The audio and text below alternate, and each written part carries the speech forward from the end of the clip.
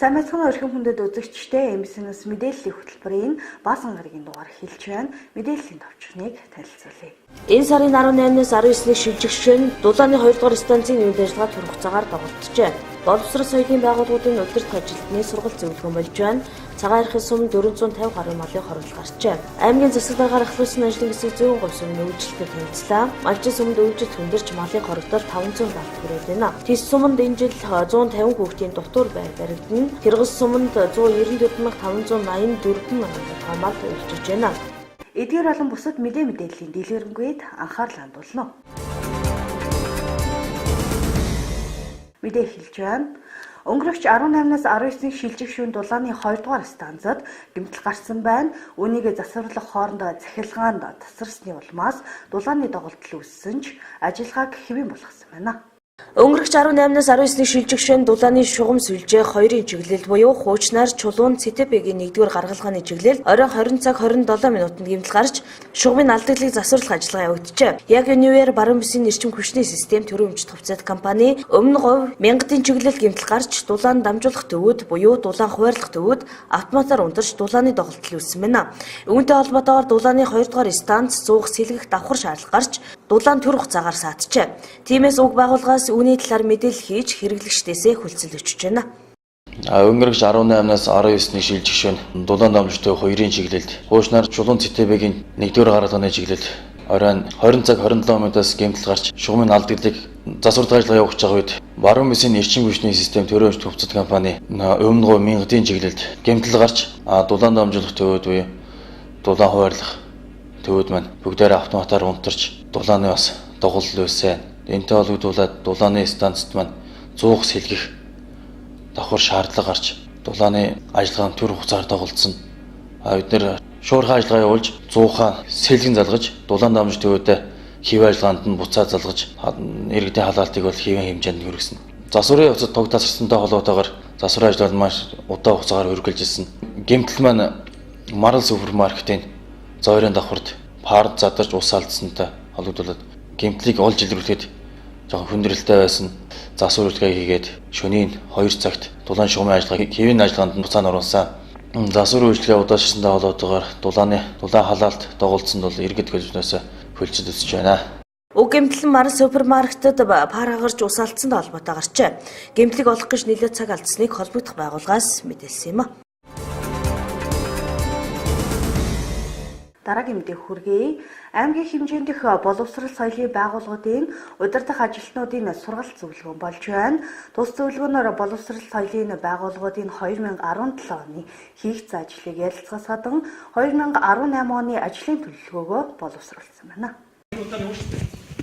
Боловсрол соёл урлагийн газраас 1-р сарын 19-20-ны өдрүүдэд боловсрол соёлын удирдах ажилтны зөвлөгөөний зохион байгуулж байна. Энэхүү зөвлөгөөнд боловсрол соёл урлагийн газрын мэрэгчлүүд болон сумдын соёлын төвийн эрхлэгчид, сургууль цэцэрлэгийн захирал эрхлэгчид оролцож байна. Тус зөвлөгөөнөөр боловсрол соёлын байгууллагын үйл ажиллагааны өнөөгийн байдлын талаар хэлэлцэж, ойрын жилүүдийн үйл ажиллагааны зорилтыг тодорхойлж, боловсрол соёлын байгууллага хамт олонны туршлагаас суралцж байна. Зөвлөгөөнд оролцогчид зөвлөгөөний үеэр хэлэлцэн асуудал, тавьсан саналуудаа нэгтгэн, зөвлөмжийн төсөл боловсруулан санал нэгтэйгээр баталж, холбогдох байгууллагуудад хүргүүлэх юм байна.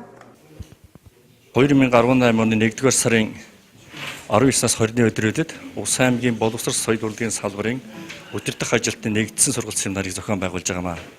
Энэ үеэр ямар үйл ажиллагаа явагдах гэж байна гэхээр 2017 онд манай Улс аймгийн боловсрол соёл урлагийн салбарын 89 нэгж байгууллага энэ онд хэр зэрэг ямар ажил хийж ямар үйлчлэгийг ард түмэнд хүргвэ гэдэг талаас оныхаа ажлыг дүгнэж цэгнэж алдаа оноо амжилт бүтээлээ дүгнэ ярина. 2018 онд хийж хэрэгжүүлэх ажлынхаа чиглэл төлөвлөгөөг хэлэлцэж баталнаа. Тэгээд 2017 онд хийсэн ажил бүтээлээ дүгнэж оны тэргүүний сургууль, оны тэргүүний цэцэрлэг, оны тэргүүний соёлын төвөө бид бас шалгаруулж шагнал гардуулах үйл ажиллагаа зохион байгуулнаа.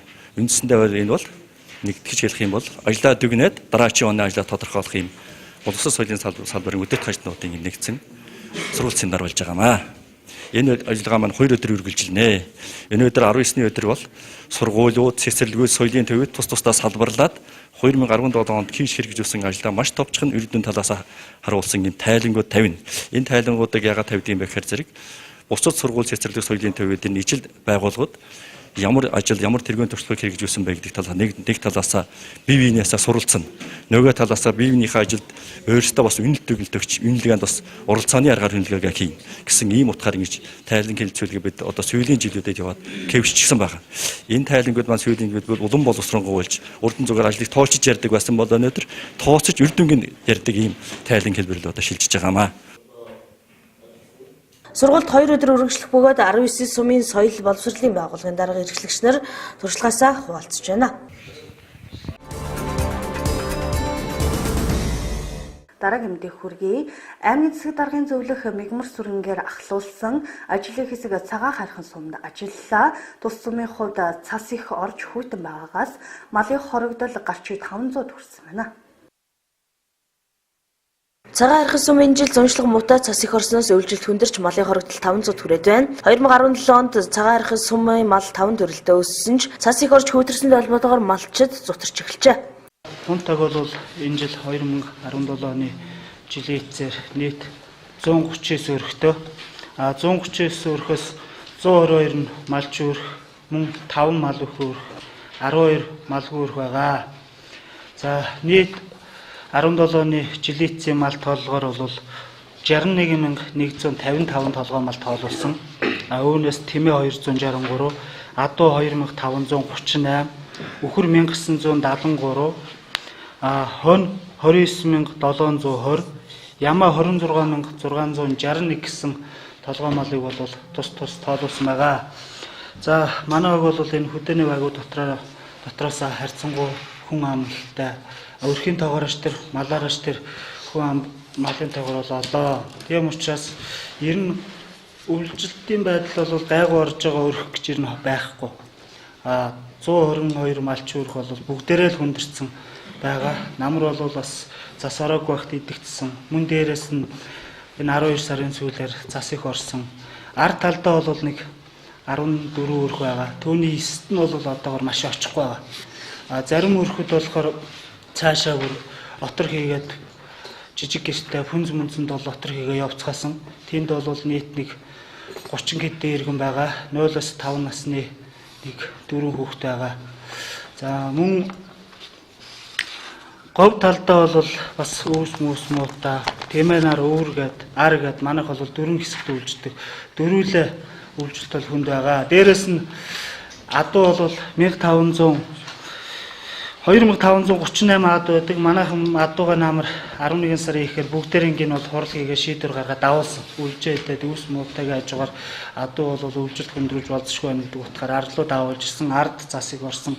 Тэр адуунууд бол бүгдээрээ үйлчлэлтийн байдал бол хүнд байгаа. Энэ дээрээс нь малчид өөрсдөө ээлжээр явж адууга эргэцгээд өнжөөд 2 өнжөөд явж эргэцгээд иймэрхүү байдалтай байна.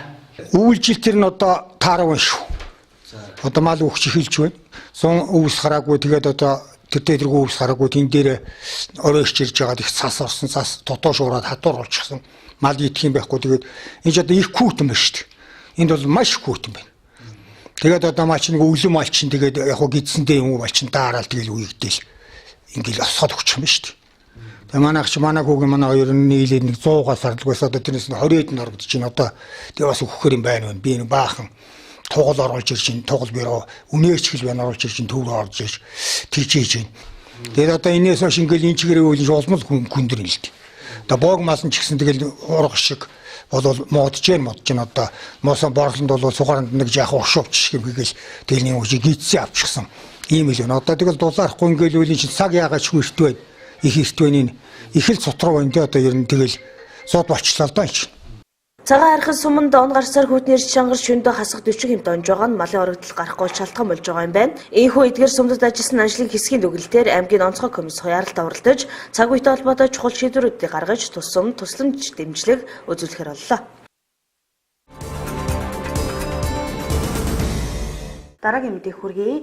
Аймгийн засаг дарга Батсайх нар ахлуулсан ажлын хэсэг 100% суманд ажиллаж, сургууль цэцэрлэг эмнэлгийн үйл ажиллагаатай танилцлаа. Цаашид цас нэмж орвол малч чухал салбарт хүндрэл эрсдэлтэй байгаа юм байна. Увс аймгийн засаг дарга онцгой комиссийн дарга Батцайхнаар ахлуулсан ажлын хэсэг 100% сумд ажиллаа. Тус сумд 100 хур бараа багорж, намар ганду байснаас үүдэн өв сургуулийн гарц муу одоогийн байдлаар 20 см орчим цасан бэрхүүл тогтсон байна. Хэрвээ цасны журвал зуудын байдал шилжих төлөвтэй. Гэхдээ малчид сумын удирдлагууд өөрсдийн бэлтгэсэн нөөц боломжоо ашиглан үйлчилж байна. Мөн зэрэгэлдээ тиссэн болон өөрөө сум дотроо отор нүүдэл хийж аймгийн хүнс хөдөө жоохон газартаа хамтран нөөц боломжоо нэмэгдүүлэх чиглэлээр ажиллаж байгаа бөгөөд сумын удирдлагууд малчдаа цаг үргэж эргэж тойрч эмнэлэг машин тэрэг төрөө үйлчлэгээ хүргэж санал бодлоо солилцож байна. За бид 2017 оны жилийн эцсийн мал тооллогоор 100% сум 123,837 мал тоолуулж бас мал зэрэг маань 5 төрөлдөө өссөн сайхан үйлжж байна. Тэгээд оны заагаар ялангуяа 12 сарын 27-28-нд одоо 24 цаг үргэлжлэн орсон цас бас их хэмжээгээр нэмэгдэж бэлчээрийн одоо цасан давхрах ихсэн ийм байдал төлөвтэй байна. За дунджаар бол 20 цент цастаа боллоо. Зарим нэг одоо болцоотой малаа бол зэрэгэлдээ одоо тис сум. За өөрийн одоо сумын тохоо багт одоо хөргөж бэлчээрийн одоо бас боломжтой хэсэгтэр одоо малаа одоо нүүлгэн шилжүүлэх ийм байдлаар зохицуулт хийж байна. Сум ч гэсэн бас өөрийн одоо тодорхой хэмжээнд бас өвсдөжлийн нөөц хүрдүүлсэн.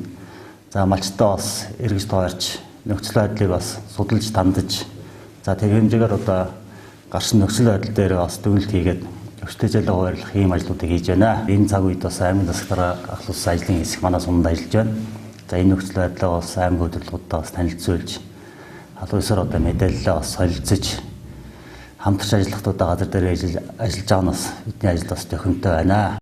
100% сумын цэцэрлэгэн 2017 онд 118 хүүхэдтэй 17 багш ажиллагсадтай 186 сая төгрөгийн төсөвтэйгээр үйл ажиллагаа явуулжээ. 2017 онд 100% сумын түүхэн он үеэр 1997 оны төгсөгчтэй хандив санаачлагаар 35 сая төгрөгийн өртөгтэй өргөтгөл бариулж одоо 4 бүлэгтэйгээр үйл ажиллагаа явуулж байна. Тус цэцэрлэг 2017 онд 70 гаруй сая төгрөгийн бүтээн байгуулалт хийжээ.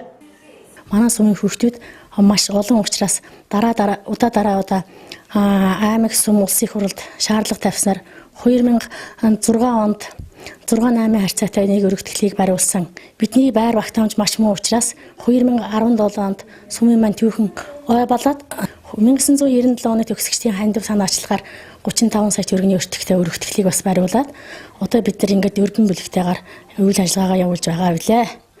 За бид нэр 2017 онд эцгийнх иргэд төгсөгчд ахан дүүсийн санаачлагаар 70 гаруй сая төгрөгийн бүтээн байгуулалтыг хийж цэцэрлэгийн бяцхан хүүхдийн сурч хүмүүж хорчин бүрдсэнд бид бүхэн ажиллаж байгаа бид бүхэн их таатай байдаг үлээ. За аймгийн засаг дарга онцгой байдлын комиссар ахлуулсан одоо ажлын хэсэг тус сумд ажиллаж байгаад бас баяртай байна. 100% сумын эрүүл мэндийн төвийн хувьд 2017 онд 80 жилийн ногоо хийж цуглуулсан хандив дэмжлэгээрээ эхо аппарат, эхийн намарчих байр, хүүхдийн эмчийн өрөө, шүдний кабинет, жин хэмжүүр багж тоног төхөөрөмж зэрэг 130 гаруй сая төгрөгийн тогтчуулт хийсэн байна. Мөн тус эмнэлэг 2017 онд эхнэрээ нэндэгдэлгүй хөдөөгийн багуудаа хүрч ажиллаж чадсан сайшаалтай. Харин машин унааны хувьд дутагдaltaй байгаа. Эх хонд шийдвэрлүүлэхээр босонд баяртай байгаа. Тус сумын эрүүл мэндийн төвийн эрхлэгч урангоо хэлж байсан юм а. За манай эмнэлэг 1937 онд одоо юусч байгуулагдаад өнгөрсөн 2017 онд одоо түүхт 80 жилийн байгаа өргөн цар хүрээтэй одоо тэмдэглэн өнгөрүүлсэн. За тэгээд түүхт 80 жилийн байгаа бид бүхэн болохоор одоо сумын уугуул ард иргэд болох те жишээлбэл одоо Дамбын Баатаргоо одоо 60 сая төгрөгийн багж тоног төхөөрөмж эхийн амрах байрыг 1987 оны төгсөгчд 3.5 сая төгрөгөөр гих мэтчлэн маш олон одоо хандив тусламж цугларсан. Тэгээд нийтдээ 130 гаруй сая төгрөгийн одоо багж тоног төхөөрөмж болон одоо өрөө байр палатуудаа бид бүхэн төгжүүлж чадсан. Хөдөөгийн 4 баг, сумын төвийн 1 баг ингээд нийт 5 багийн 2778 хүн амд эрүүл мэндийн анхан шатны тусламж үйлчилгээг одоо тэгш хүртээмжтэй хугацаа хожимдлогоо одоо тусламж үйлчилгээ үзүүлж байна. Ингэсний үр дүнд бид бүхэн одоо 2016 сүүлийн 3 жилийн байдлаар статистик үзүүлэлт бол сумын эрүүл мэндийн газарт бол одоо эхний 3 байранд бол одоо байнга орж байгаа. Аймгийн засаг дарга тус сумын иргэд хөдөлмөрчид төрийн албан хаагчтай уулзах үеэр тэдэнд тулгамдж буй асуудал санал хүсэл зэргийг сонслоо. Мөн хүнс хөдөө аж ахуйн газрын дарга Төмөр Учир, хөдөлмөр халамж үйлчлэгийн газрын дарга Цогт Учир, эрүүл мэндийн газрын дарга Утган Баяр нар 2017 онд тус салбарт хийгдсэн ажлын талаар иргэдэд мэдээлэл өглөө. Энэ үеэр иргэд аймгийн удирдлагууд сум орон нутгийнхаа үйлчлэлийн нөхцөл байдал, цаг үетэй өөрийн биеэр явж танилцаж мэдээлэл хүргэж байгаад сэтгэл өндөр байгаагаа илэрхийллээ. Дараагийн мэдээ. Малчин суманд үйлжил хүндэрч малын хорогдол 500 гаруйд байна. Зас ихтэй учраас малчин зогсоогоор малаа тэжээж байгаа бөгөөд сумын удирдлагууд өвс тэжээл нөөцлөх тал дээр анхааран ажиллаж байгаа юм байна. Улсын аймгийн нийт нутгаар Улсын аймгийн засаг дарга онцгой комиссийн дарга Бацаахнаар ахлуулсан ажлын хэсэг малчин сумд ажилласан юм. Тус сумын үйлчлэлийн нөхцөл байдал, байгууллагуудын үйл ажиллагаа зэрэгтэй танилцж, иргэдтэй уулзалт хийж тулгамдж буй асуудлыг сонслоо. Малчин сумд 100 хур бороо багорж, ганду байсан улмаас бэлчээр гарц муутай өнөөдрийн байдлаар цас их орж, хүүтэрсний улмаас адуу 4, үхэр 86, хонь 196, яма 284, нийт 570 малын хорогдолтой үйлжилт хүндрэх шатанд орсон байна. Тус сум 654 өрхийн 161,823 толгой малтай, малчид өөрсдөө 783 тонн өвс тэжээл бэлтгэсэн. Гэвч цас их орсон учраас өвс тэжээлээ эрт хэрэглэж ирсэн. Тиймээс сумын удирдлагуудын зүгээс Тэгийн худаг Тис сум аймгийн төвөөс өвс тэжээл нэмж нөөцлөх тал дээр анхаарал хандуулан ажиллаж байгаа юм байна. Сумын аюулгүй бондонд бол 2000 бодол буюу 40 тонн өвсийг бол төвлөрүүлсэн байсан. Энийг бол 12 сарын 21-ний байдлаар бол задлж ирсэн. Тэгээд одоогийн байдлаар бол аймгийн нөөцөөс бол нэг 512 бодол өвсийг бол татнавсан. Тэр өвсийг бол одоо бид их болоод задлахгүй байгаа, зарахгүй байгаа. Ягаад гэхээр бас малчид дээр одоо очихлоор бас өртөг өндөртэй байгаа. Тэгээ одоогийн байдлаар бол ер нь Тээг удгаас сая нэг 400 бодол гэрээсийг татж авчираад 5000 төгрөгөөр малчид дээр худалдалж байна. Тэсээс бол одоо нэг 1000 бодол гэрээс авахар ирсэн байгаа 4000 төгрөгөөр газар дээр нь. Тэд авчраа тээврийн зардлыг шингээгээ 5000-аар худалдаалаа гэсэн юм худалдаа байгаа. За тэжээлийн хувьд бол аймгийн нөөцийн газар бол 40 кг хорголжийг бол 19,000 гэж байгаа. Тэдэнд мөн ялгаа авахгүй тээврийн зардлыг шингээгээд 20,000-аар зарагдахаар байгаа. Тийм өдөөж явах яамнаас энэ өвс хүнс дээр бол 40 кг хорголжийг бол 18,800-аар нуус нуурмшууллаар нь барьцаалж олгож байгаа. Тийм учраас бид нар одоо тэрийг авчраа 20,000-аар борлуулсан дөрхөн зүгээр энд яга 18,800-аар худалдалж байгаа. Энэ нь бол боломж юм байна гэдгийг харсан. Отроор бол манайд нийт бол 9 өрхийн 31 хүн, нийт 9 өрхийн 8205 мал, 50 мал отрны хөдөл хайж байгаа. Явсан газар нь бол одоо завхан сум, өмнө говь сум, төргөн, сагил бүх мөрний чиглэлд.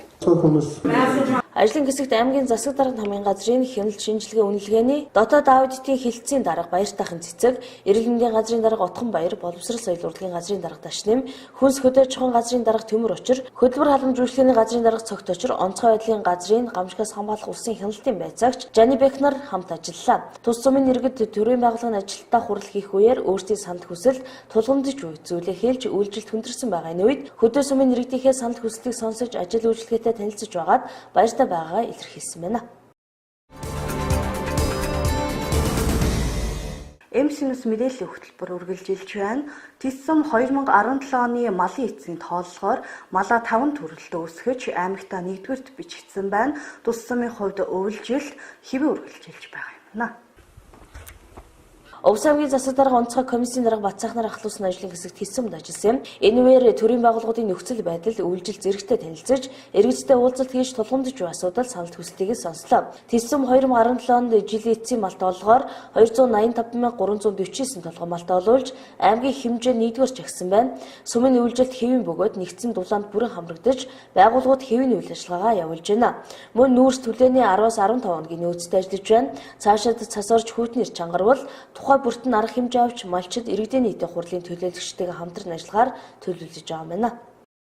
Одоогийн байдлаар Тис сумын ордон баг ямар нэгэн үйлчлэлийн хүндрэлтэй нөхцөл байдал үүсээгүй. Засны зузаан 20-оос 21 цент зузаан хамгийн дээдэлтэй 47 градус хүрсэн ийм хөдөрсөн иймэрхүү байдалтай байна. 2017 оны орон нутгийн хуулийн сангийн хөрөнгөөр Тис сумын 18 оны үйлчлэлийн бэлтгэл ажилд зориулж 12 тонн улаан хэвэг бэлтгэсэн байгаа. Мөн ард иргэдийн гар дээр худалдаалахад бэлэн 20-с 22 мянган ширхэг буудлын өвс бэлэн байгаа. Увс аймгийн Тэс сумын Ламсрынгийн нэрэмжит ахлах сургууль одоогийн байдлаар 42 бүлэгт 968 хүүхэд суралцж байна. Тус сургууль энэ онд 80 жилийн ногоо тэмдэглэн өнгөрүүлэх учраас ойн хүрээнд дотор байр, спорт зал, сургуулийн гадна тогтчил зэрэг томоохон 80 ширхэг ажил хийхээр төлөвлөжээ. Өнөөдрийн байдлаар Тэс сумын 280 хүүхдийн дотор байранд 576 хүүхэд амьдарч, 740 хүүхдийн суралцах байранд 970 хүүхэд хичээлж, дац хэтэрч, барилга байгууламж муутсан байдалтай байна. 2018 онд улсын төсвөөс 150 хүүхдийн дотор байр Тэс сумд шинээр баригдахаар төлөвлөгдсөн талаар аймгийн засаг дарга уулзалтын үеэр хэллээ. Тэс сумын ахлах сургууль нь 1938 онд 25 сурагч нэг багштайгаар өмхийн газар үүсгэн байгуулагдсан. Энэ онд төвөгт 80 жилийнхаа тэмдэглэнэ. За 17-аас 18 оны хичээлийн жилд Тэс сумын ахлах сургууль нь 65 багш 114 ажилтны албан агчтайгаар сургалтын үйл ажиллагаа явуулж байна. За энэ өнөөдөр тулгамдж байгаа асуудал гэвэл хичээлийн байрны дотор байр нас жилтэн хэтэрсэн, дац хэтэрсэн байгаа тул одоо энэ асуудлыг энэ ойн хүрээнд шийдвэрлэхийг зорж байгаа. 8 оны 1 сарын 15-ны өдөр засаг даргаар ахлуулсан аймгийн онцгой байдлыг комисс Тэс сумд ажиллаж байна өнөөдөр. Засаг даргад энэ ажлын хэсэгт маань бид нар өнөөдрийн тулгамдж байгаа асуудлаа танилцууллаа. Тэс сумд 2015 онд 220 хүний суудалтай шинэ соёлын төв ашиглалтанд орж үйл ажиллагаа явуулж байна. Тус байгууллага нь нийт 11 багийн 5213 хүнд соёл урлагийн арга хэмжээ зохион байгуулдаг. 2017 онд боловсрол соёл шинжилх ухааны яамнаас 1 сая төгрөг, олон улсын ТИКА байгууллагын 1.7 сая төгрөгийн санхүүжилтээр номын фондны баяжилт хийгдсэн байна. Мөн номын санж сурагчдад номтой хэрхэн харьцах талаар залуу номын санж дугуйлан сурагчдын номд явуулдаг. Мөн соёлын төв дээр хөгжин бүжиг, уран хайчилбар, сэлбэрийн дугуйлан сургалтууд хичээлдэг байна. Манай байгууллагын үндсэн 6 ажилтан, гэрээт 1 ажилтантай үйл ажиллагаа явуулдаг. Номын сангийн хувьд бол манай байгууллага бусад соёлын төвөөс бас нэг онцлог тогтчлт үйлчилгээ хийж байгаа. Энэ маань хүүхдэд дээлт орчин бүрдүүлж байгаа. 1-5 настай хүүхдүүд буюу цэцэрлэгийн өмнөх нас, мөн сургуулийн бага үеийн хүүхдүүд зориулн орчингой хүүхдэд дээлт орчин. Одоо хан мандны янз бүрийн хүүхдэд зориулагдсан зураг дүрсээр чимгэлж хүүхдийн сонирхол татвас орчин бүрдүүлэх чиглэлээр ажиллаж байгаа. За манай байгууллага дээр хөгжмийн, бүжгийн, мөн уран хайчилбар, сэлбэрийн дугуйлангууд хичээлдэг. За хөгжмийн дугуйлан гэх юм бол Йоочин, Монгол ардын хөгжмүүд мөн даралтад хөгжмийн дугуйлан хичээлдэг. Нийт дугуйланд маань 25 хүүхэд. Хөгжмийн дугуйланд нийт 25 хүүхэд хамрагддаг бол бүжгийн дугуйланд 20 хүүхэд хамрагддаг. Орчин үеийн бүжиг болон Монгол ардын бүжиг гэсэн хоёр чиглэлээр дугуйлангууд хичээлдэг. Манай байгууллагын хувьд тулгамдж байгаа асуудал бол хөгжим техник хэрэгслийн шинжилэл, мөн зэрэгтлэлийн сандал хөрөлцөө муутай байгаа. Дахиад түүнээс гадна хүний нөөцийн сургалт, боловсон хүчний сургалт гэсэн асуудлууд тулгамдж байгаамаа. За тулгамдж байгаа асуудлынхаа талаар аймгийн онцгой комисс болон аймгийн засаг дарга танилцуулсан. Тэс сум бол хамгийн хүйтэн газар. Энэ утгаараа Тэсийнх нь үйлчлэлтэндээ сайтар бэлтгэдэг. Энэ жил ч өвөлдөө сайтар бэлтгэсэн учраас ажрахгүй давах байх гэдгийг сумын удирдлагууд энэ үеэр хэлж байсан юм а. Дараагийн мэдээ. Увс аймгийн засаг дарга онцгой комиссийн дарга Батсайх нар ахлуулсан ажлын хэсэг Хэрэгс суманд ажиллалаа. Хэрэгс сумын хувьд зуншлах тааруу өвсний гарц муу цас их орсонтой холбоотойгоор үйлжилт хүндэрч магадгүй байна. Увс аймгийн засаг дарга онцгой комиссийн дарга Батсайх нар ахлуулсан ажлын хэсэг Хэрэгс суманд ажиллалаа. Хэрэгс сум 635 нэрхийн 2586 хүн ам 194,584 толгой малтаагаар үйлчилж байна. Сумын нийт нутгаар 25-30 см цасан мөрхөл тогтсон байдалтай байна.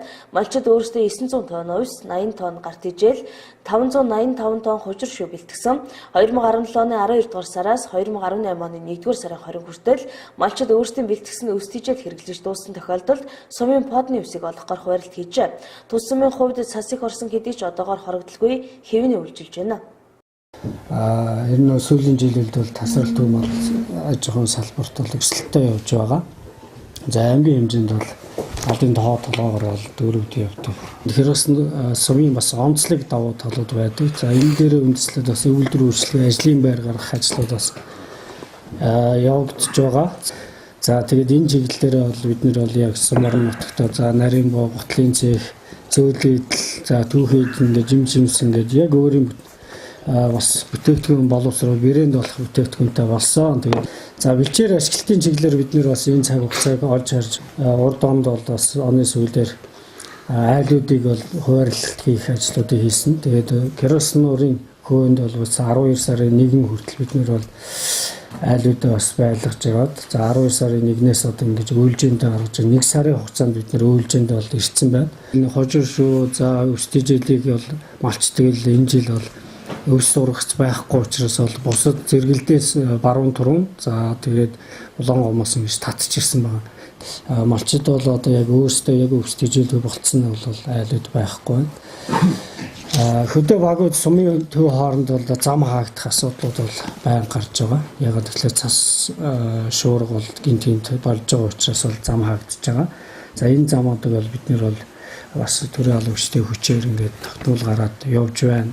За эрүүл мэндийн төвийн үйлчилгээ бол энэ он эхлэн гутаа яваад бас үзлэг ажиллагаа хийгээд ирсэн. За багийн иргэдээр бол явж байхад бол ер нь бол өвсдөжлийн цаашид бол шаардлагатай л гэдэг юм ярьж байгаа. Ер нь бол мал бол одоохонд бол турж ицсэж бас нэг тэгсэн юм бол одоохонд алга. За төрийн байгууллагын хувьд бол цэцэрлэг сургууль бол амарчсан. За тэгээд бусад газрууд бол хэвийн үйл ажиллагаа явагдаж байна. Төрийн байгууллагууд халаалтуулаад бүрэн хамрагдсан өнөөдрийн байдлаар сургууль цэцэрлэг амарсан бусад байгууллагууд хэвийн үйл ажиллагаа явуулж байна. Тэс сумын иргэдтэй уулзалт хийх үеэр санал хүсэл тулгамдж асуудлаа нээлттэй ярилцаж энэ цаг үед сум дээр явж ажиллаж байгаа сэтгэл өндөр байгаад иргэд баяртайгаа илэрхийллээ.